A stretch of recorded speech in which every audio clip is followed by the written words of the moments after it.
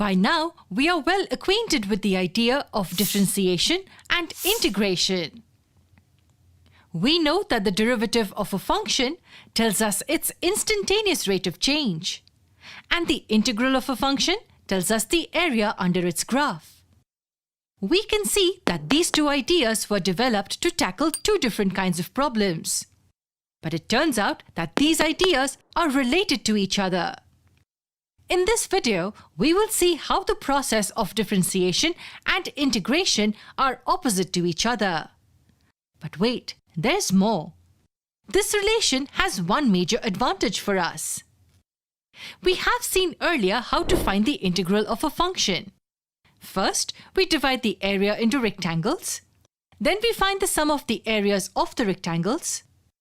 Then, to get the area under the graph, we take the limit of the sum of the areas as the width of the rectangles tends to 0. We can see that this process is a bit lengthy and cumbersome. We can't do this every time. So now we will see that this relation comes to our rescue. It gives us an easier way of finding the integral of the function. So let's get started. Consider a car traveling on a road. We know that the distance traveled by the car and its speed are both functions of time.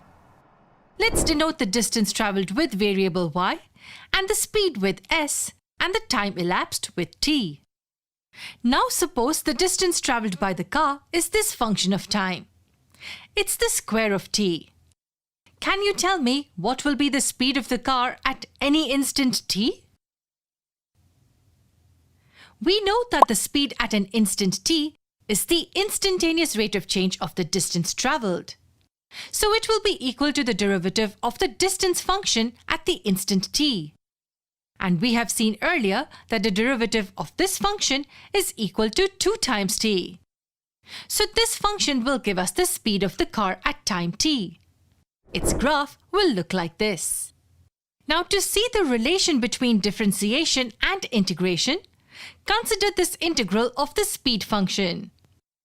Here t1 is some arbitrary time instant. Let's mark it here on this axis. Can you find the value of this integral?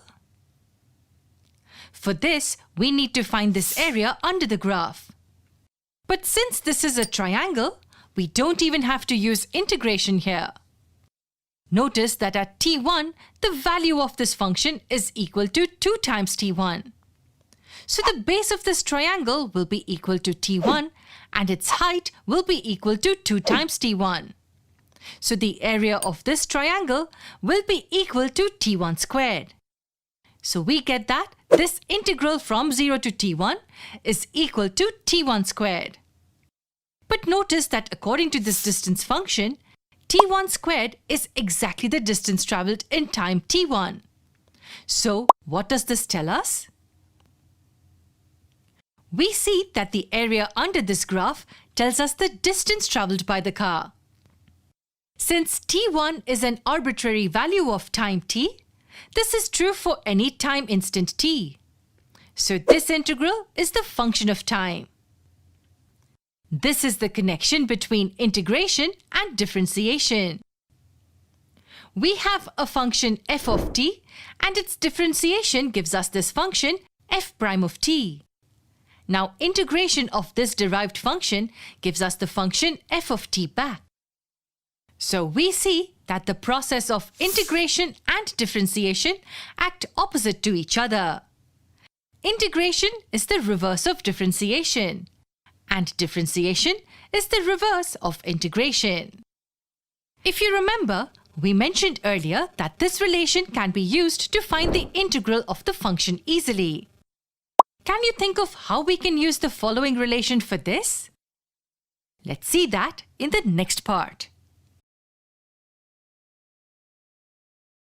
Now we understand that the process of integration is actually the reverse of differentiation.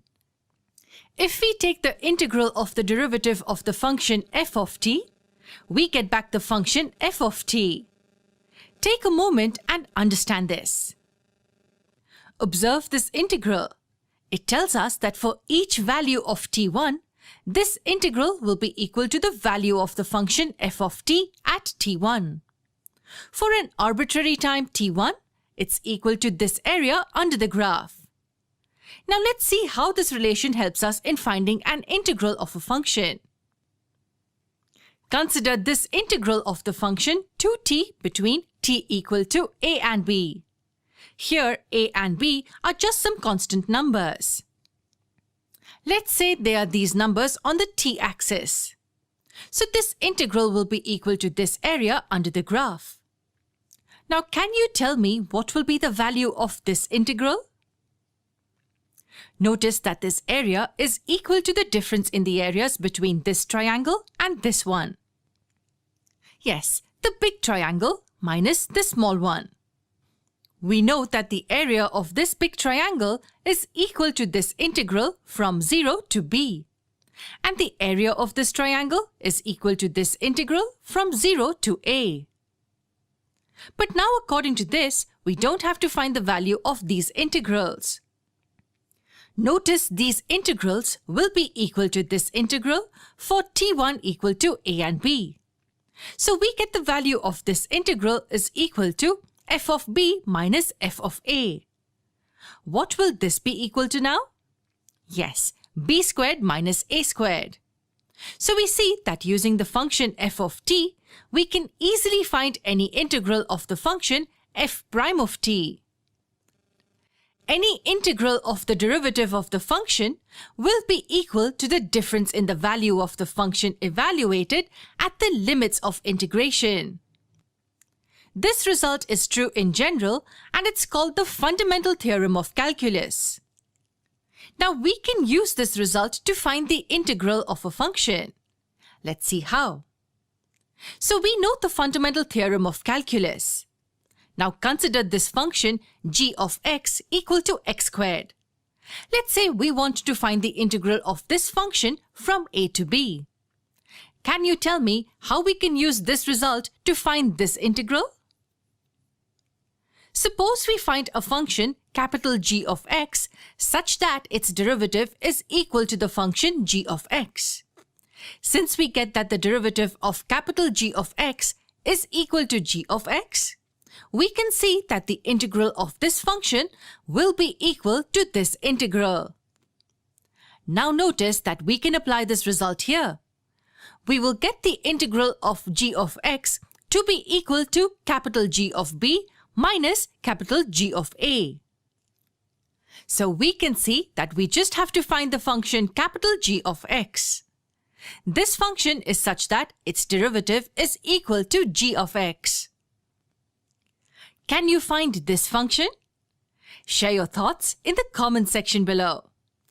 Such a function capital G of x is called the antiderivative or the indefinite integral of the function g of x. In the next video, we will see what this means and also find this function capital G of x. To stay updated, do subscribe to our channel.